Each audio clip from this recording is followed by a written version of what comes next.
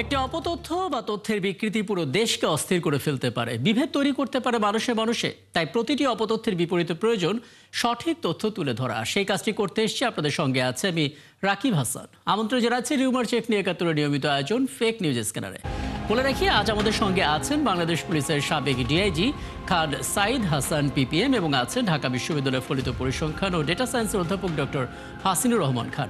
আমরা দুজনকে স্বাগত জানাচ্ছি এবং আমরা আলোচনায় যাব। তবে তার আগে যথারীতি একটা প্রতিবেদন দেখতে চাই, যাতে করে ধারণা পাওয়া যায় যে কী ধরনের অপতথ্যগুলো আসলে ছড়িয়েছে।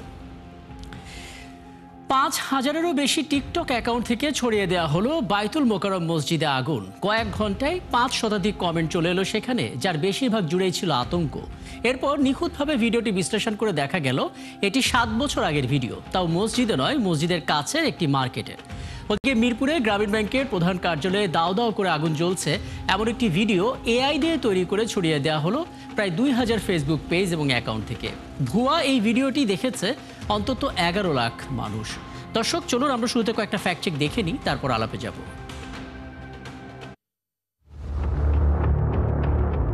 ব্রেকিং নিউজ, বাইতুল মোকাররম মসজিদে আগুন এমন শিরোনামে একটি ভিডিও টিকটকে ছড়িয়ে পড়েছে। ৫ শতাধিক কমেন্টের বেশিরভাগ জুড়েই ছিল আতঙ্ক। এরপর নিখুঁতভাবে ভিডিওটি বিশ্লেষণ করে দেখা গেল এটি ৭ বছর আগের ভিডিও।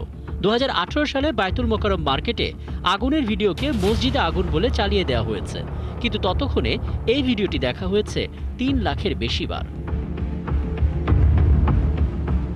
ওদিকে মিরপুরে গ্রামীণ ব্যাংকের প্রধান কার্যালয়ে আগুন এমন শিরোনামে একটি ভিডিও ফেসবুকে ছড়িয়েছে। সেখানে দেখা যাচ্ছে বহুতল ভবনে দাউ দাউ করে আগুন জ্বলছে, চারপাশে আতঙ্ক। তবে যাচাই করে দেখা গেল ভিডিওটি আসল নয়, এটা কৃত্রিম বুদ্ধিমত্তা প্রযুক্তি দিয়ে তৈরি। কিন্তু ততক্ষণে ভুয়া এই ভিডিওটি প্রায় ২,০০০ ফেসবুক পেজ থেকে ছড়িয়ে পড়েছে। এসবের মাঝে ফেসবুকে ছড়িয়ে পড়ল আরেকটি আগুনের ভিডিও। এবার দাবি করা হলো চট্টগ্রামের বড়বাজার নামের এলাকায় ভয়াবহ আগুন লেগেছে। শেষে ফ্যাক্ট চেক করে দেখা গেল ভিডিওটি বাংলাদেশের নয়, ভারতের কলকাতার ঘটনাকে বাংলাদেশের বলে প্রচার করা হচ্ছে।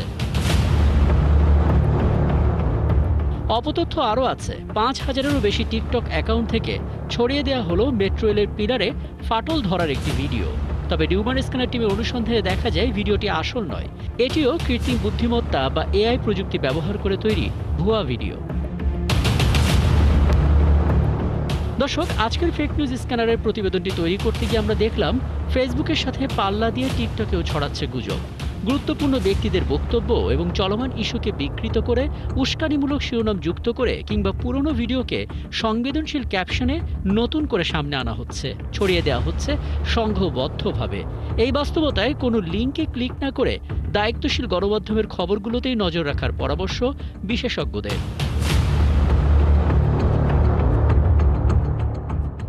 রাকিব হাসান, ৭১, ঢাকা। দর্শক, আমরা মোটামুটিভাবে একটা ধারণা পেয়ে গেলাম যে কী ধরনের অপতথ্যগুলো আসলে ছড়িয়েছে, এবং আমরা আগেই জানিয়েছি আমাদের সঙ্গে আছেন বাংলাদেশ পুলিশের সাবেক ডিআইজি খান সাইদ হাসান এবং আছেন ঢাকা বিশ্ববিদ্যালয়ের ফলিত পরিসংখ্যান ও ডেটা সায়েন্সের অধ্যাপক ডক্টর হাসিনুর রহমান খান। আপনি দুজনকে স্বাগত জানাচ্ছি এবং অনেক ধন্যবাদ জানাচ্ছি আমাকে সময়টা দেওয়ার জন্য। অধ্যাপক ডক্টর হাসিনুর রহমান খান, আপনাকে দিয়ে আলাপটা শুরু করতে চাই। আমরা সবসময় বলি যে অপতথ্যগুলো ছড়াচ্ছে, এর একটা বড় উদ্দেশ্য রাজনৈতিক উস্কানি দেয়া, রাজনৈতিক একটা অস্থিরতা তৈরি করা, দেশ বিরোধী একটা পরিস্থিতি তৈরি করা। এরকম নানামুখী বাস্তবতা আমরা আসলে এই গুজবের পেছনের কারণ খুঁজতে গিয়ে জানি। কিন্তু এখন দেখা যাচ্ছে ভূমিকম্প হলেও গুজব ছড়াচ্ছে, অগ্নিকাণ্ড হলেও গুজব ছড়াচ্ছে। তার মানে যে কোনো ঘটনা ঘটলে তার উপর ভর করে গুজব ছড়ানো হচ্ছে, এবং বোঝা যাচ্ছে এখানে আসলে রাজনীতিকে যতটা সামনে আনা হচ্ছে তার বাইরেও এদের একটা বড় উদ্দেশ্য আছে, সামনে নির্বাচন। এবং আপনার কাছে একটু জানতে চাই আসলে এই গুজবের মোটিভ তাহলে আসলে কি? ধন্যবাদ রাকিব। রাজনৈতিক গুজবের উদ্দেশ্য যেমনটা স্পষ্ট, যদি বললেন, এর বাইরেও অনেকগুলো কারণ রয়েছে, বিশেষ করে দুর্যোগ কারণ গুজব। আপনারা দেখবেন যে কয়েকদিন আগে আমাদের যে ভূমিকম্প হলো, সেটি কিন্তু মারাত্মক ধরনের গুজব ছড়িয়েছে সোশ্যাল মিডিয়া। আমাদের আপনি যেমন বললেন যে পিলারে ফাটল পড়েছে অথবা ভেঙে পড়েছে ইত্যাদি, কোনো একটা বিল্ডিং ভেঙে পড়েছে, রাস্তায় দুভাগে ভাগ হয়ে গেছে ইত্যাদি, নানান ধরনের গুজব ছড়িয়ে পড়ছে। তো দুর্যোগকালীন ধরেন এই ধরনের বা ভিন্ন দৃষ্টিভঙ্গি, বিভিন্ন গোষ্ঠী তাদের স্বার্থের উদ্দেশ্যে বিভিন্ন ধরনের প্রতিপক্ষের বিরুদ্ধে এই ধরনের গুজব ছড়িয়ে থাকে আমাদের। কিন্তু গুজব ছড়ানোর পিছনে আসলে কারণও থাকতে পারে। যেমন ধরেন ভূমিকম্প বা অগ্নিকাণ্ড এই ধরনের এই ঘটনাগুলি ঘটে, সেখানে মানুষের একটা গভীর অনিশ্চয়তা সৃষ্টি হয়, ভয়ের সৃষ্টি হয়। এবং এই সংকটকালীন সময় মানুষ তাদের তথ্যের প্রতি সংবেদনশীল হয়ে ওঠে। বিশেষ করে যদি তথ্য শূন্যতা সৃষ্টি হয় এবং মানুষ তথ্য জানবার চেষ্টা করে, ফলে এই সুযোগটাই কিন্তু যারা গুরুত্ব তারা থাকে। ফলে মনোযোগ বা সামাজিক মর্যাদা লাভের চেষ্টাও করা অনেক, যেমন ধরেন হঠাৎ করে প্রথম যদি তথ্যদাতা হয়ে দিতে থাকে, কেউ দিতে পারে গুরুত্বপূর্ণ তথ্য, নিজেকে সোশ্যাল মিডিয়ায় লাইক শেয়ার অথবা ফলোয়ার বৃদ্ধির ক্ষেত্রে তার একটা বড় ভূমিকা রাখা উচিত। বা অনৈতিক ভাবে এই যে ইলমোটিভ হয়ে যে অর্থ উপার্জনের একটা উপায় খুঁজে, অর্থনৈতিক সুবিধা এইখানে যেটা বললাম, বা গোষ্ঠীগত থেকেও হতে পারে, মানে নিজস্ব ব্যবসা প্রতিষ্ঠানগুলোতে গুজব বা অপতথ্য ছড়িয়ে সেটা মানুষকে একটা এক ধরনের একটা বদ্ধ এক ধরনের বাজে ধারণা সৃষ্টি করা, সেটা একটা বিশেষ করে সমাজে অস্থিরতা বা অস্বীকার করাই মেইন উদ্দেশ্য। এইগুলোর পিছনে শোষণ করতে কিছু গোষ্ঠীও থাকে, আবার ব্যক্তিগতভাবে যদি বলতাম যে অর্থনীতি নেওয়ার জন্য আমাদের সমাজে দেখেন যারা যারা চাকরি করে না, বিশেষ করে এই শ্রেণীর লোকেরা যারা যুবক এবং যারা সুনির্দিষ্ট কিন্তু চাকরি করছে, তারা কিন্তু বেশিরভাগ সময় আপনি দেখবেন এই সোশ্যাল মিডিয়া থাকছে, ফেসবুক থাকছে, ইউটিউব থাকছে, টিকটক থাকছে। তো ফলে এইখানে তাদের অনেক সময় পাচ্ছে তারা, ফলে তারা এটাকেই অনেকটা এক পেশা হিসেবে তাদের ফলোয়ার বৃদ্ধি বা সোশ্যাল মিডিয়ায় একটা বড় অবস্থান তৈরি করা, ভিউয়ের দিক থেকে বা ফলোয়ারের দিক থেকে, আমি মনে করি এটাই বড় কারণ। এছাড়া তো ধর্মীয় চমৎকার। তার মানে এখানে এখানের রাজনৈতিক বা ধর্মীয় উস্কানি একটা ব্যাপার তো বিভিন্ন সময় ছিল, কিন্তু এখন সবচেয়ে বড় কারণ হয়ে দাঁড়াচ্ছে আসলে রিচ বাড়িয়ে যেভাবে ইনকাম করে নেওয়া যায়। এবং অনেকে আছে যে সবার আগে আমার কাছে তথ্যটা আছে, আমি এক্সক্লুসিভ তথ্য জানাচ্ছি, এরকম একটা মাইন্ডসেট থেকেও আসলে অপতথ্যগুলো ছড়াচ্ছেন।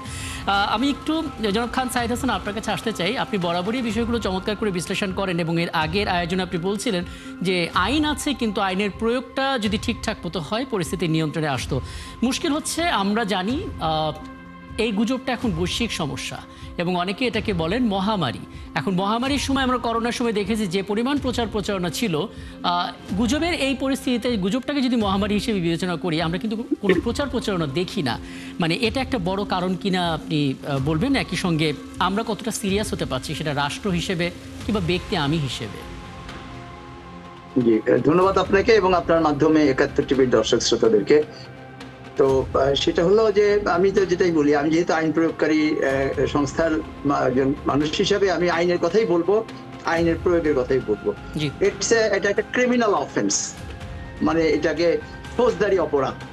এখন বিষয়টা হলো যে এই অপরাধটা যারা করছে, এটা পিছনে অবশ্য যারা অপরাধটা করছে অতখানি অপরাধের প্রবণতার চাইতে তাদের মধ্যে আপনি এটা বললেন ভিউ বাড়লে টাকা আর কিছু টাকা পাওয়া যায় এবং এটার জন্য কোনো সময় লাগে না, অবসর সময় বসে থেকেই করা যায়, বাড়তি কোনো ওয়ার্কিং আওয়ার নষ্ট হয় না, এটাই মেইন কারণ।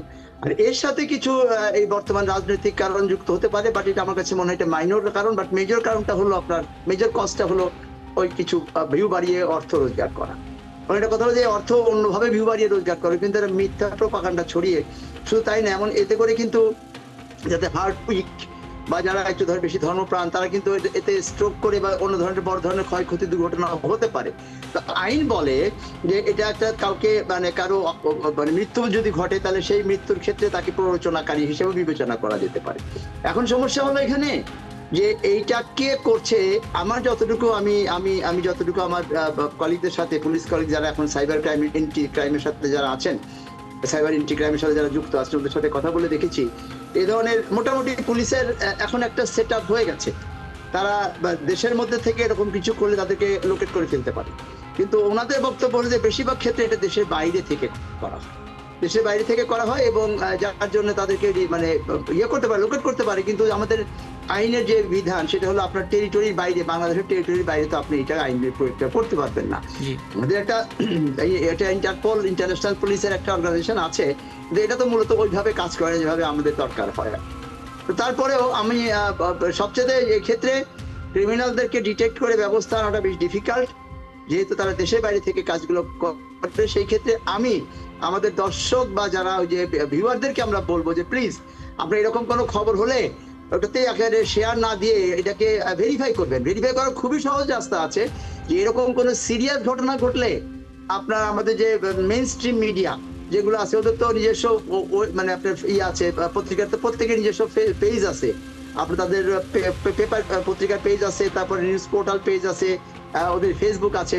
ভেরিফাইড কোনো ইয়েতে যে আপনারা যে কোনো একটা মেইন স্ট্রিম মিডিয়ার একটা যে কোনো একটা নিউজ মিডিয়া থেকে আপনারা ভেরিফাই করে নেবেন যে এটা সত্য কিনা। কারণ যে সমস্ত ঘটনার কথা বলে এটা এমন একটা ঘটনা যেরকম ঘটলে মেইন স্ট্রিম মিডিয়াতে সাথে সাথে আসবে। এবং আমি এই জায়গা নিয়ে আরো কিছু পরামর্শ জানার চেষ্টা করব। একটা বিরতিতে যেতে হচ্ছে এবং ফিরে এসে একটু জানার চেষ্টা করব যে গণমাধ্যম হিসেবে আমরাও সাফার করছি, কারণ আমাদের যে ফটো কার্ড আছে সেটাও হুবহু এআই দিয়ে নকল করে ছড়িয়ে দেওয়া হচ্ছে, এবং আমরা পরবর্তীতে বলছি যেটা আমরা আসলে করিনি। কিন্তু এভাবে আসলে কতদিন এই জায়গাটা একটা সমাধান আসা দরকার, সেটা একটু ছোট্ট একটা বিরতির পর ফিরে এসে। দর্শক, আপনারা আছেন ফেক নিউজ স্ক্যানারে, ছোট্ট একটা বিরতির পর ফিরছি, আমাদের সঙ্গে থাকবেন। ধন্যবাদ সাথে থাকার জন্য। আপনারা আছেন একাত্তরে, ফেক নিউজ স্ক্যানার চলছে। রাকিব হাসান আপনাদের সঙ্গে আছে এবং আমার সঙ্গে আমার অতিথিরা আছেন।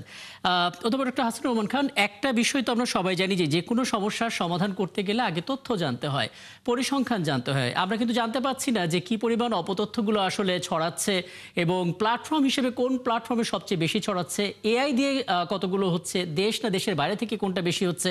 কোনো সরকারি পরিসংখ্যান আসলে আমাদের হাতে নেই, এবং মাস শেষে একটা পরিসংখ্যান আমরা পাই রিউমার স্ক্যানারের পক্ষ থেকে, তাও তারা নিজেদের মতো করে ফ্যাক্ট চেক করে যা পায় সেটা দিয়ে আমাদেরকে জানায়। এটা আসলে কতটা মাথা ব্যথা অপতথ্য থামানোর জন্য? অবশ্যই মাথা ব্যথার কারণ। আপনি যেমন বললেন, আসলে আমাদের তথ্যের ঘাটতি রয়েছে, এই নিয়ে গবেষণা করবে। রিউমার স্ক্যানার আমাদের দেশ আছে, তাদের মতে ১৭৯৫টি এই ধরনের ঘটনা ঘটেছে ২০২৫ সালে প্রথম ৬ মাস, যেটা তার আগে বছর তুলনায় বলা হচ্ছে ৩০%। আসলে কিন্তু ব্যাপারটি আরো অনেক বেশি।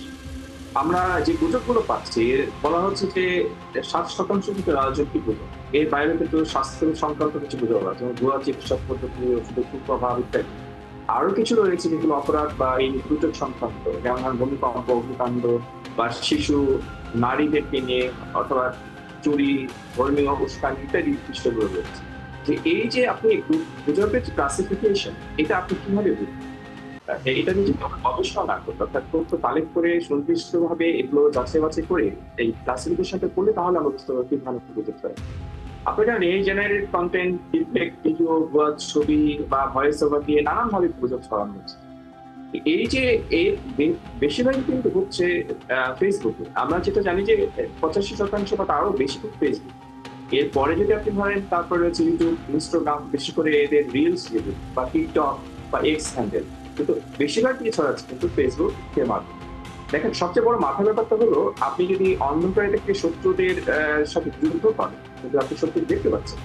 তো সেরকম ব্যাপারটা হয়ে যাচ্ছে যে যারা বুঝেছে হচ্ছে যে সমস্ত লিঙ্কগুলো থেকে, যে সমস্ত অ্যাকাউন্টগুলো থেকে, এগুলো নিয়ত যদি আপনি খুঁজে বের করেন, তো সেটাকে সামলানোর পাকড়াও করা বা আইনের আওতায় নিয়ে আসা, এটা একটা মহাযজ্ঞ ব্যাপার, বিশাল ব্যাপার। ফলে এটা কিন্তু এই সুনির্দিষ্ট ভাবে নিয়ম কানুন নীতিমালা থাকবে, এবং তার পিছনে যে ফোর্স, এবং সেই ফোর্সও থাকতে হবে। এটা একটা অনেক বড় যজ্ঞ ব্যাপার। তো ফলে আপনি এই যে অন্ধকারে শত্রুকে ধরবেন বা চিহ্নিত করবেন, সেটা বড় ব্যাপার।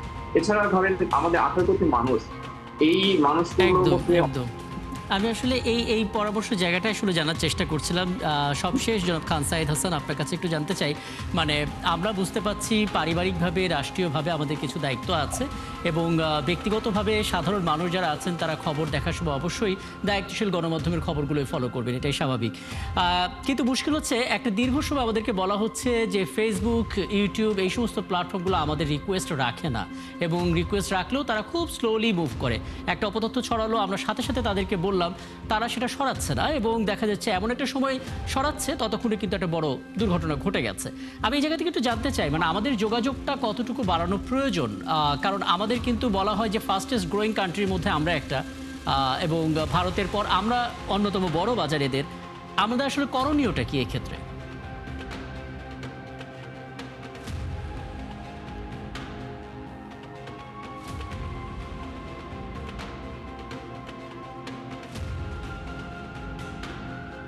আচ্ছা, আমরা খান সাইদ হাসানের সঙ্গে সংযোগটা স্থাপন করতে থাকি। অধ্যাপক ডক্টর হাসানুর রহমান খান, আপনার কাছে বরং এই বিষয়টা একটু জানতে চাই। মানে আমরা তো এটা দীর্ঘ সময় শুনেছি যে আমরা আসলে চেষ্টা করলেও আমাদের কথা আসলে ফেসবুক, ইউটিউব প্ল্যাটফর্মগুলো শোনে না। মানে এই গলতটা দূর করা যায় কি করে?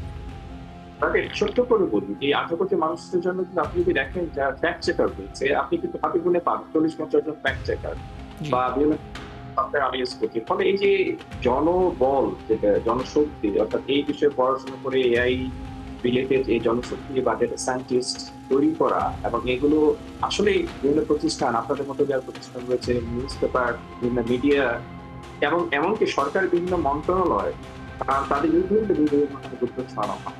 ফলে সেখানে যে জনবল নিয়োগ সত্যিকার যারা গবেষণা করবে এই বিষয়গুলোকে রুখে দিতে পারবে। রুখে দিতে পারবে। আমি আমি বোধহয় পেয়েছি খান সাইদ হাসানকে, এবং অনেক ধন্যবাদ ডক্টর হাসিনুর রহমান খান, আপনি সময় দিয়েছেন, আপনি আছেন আমাদের সঙ্গে।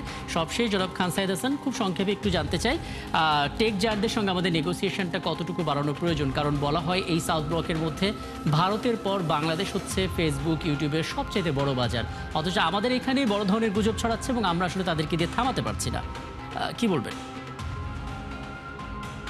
না, সেক্ষেত্রে আমাদের ওই যে যেটা বললাম যে আমাদের ইন্টারনাল এনফোর্সমেন্টটা বাড়াতে হবে।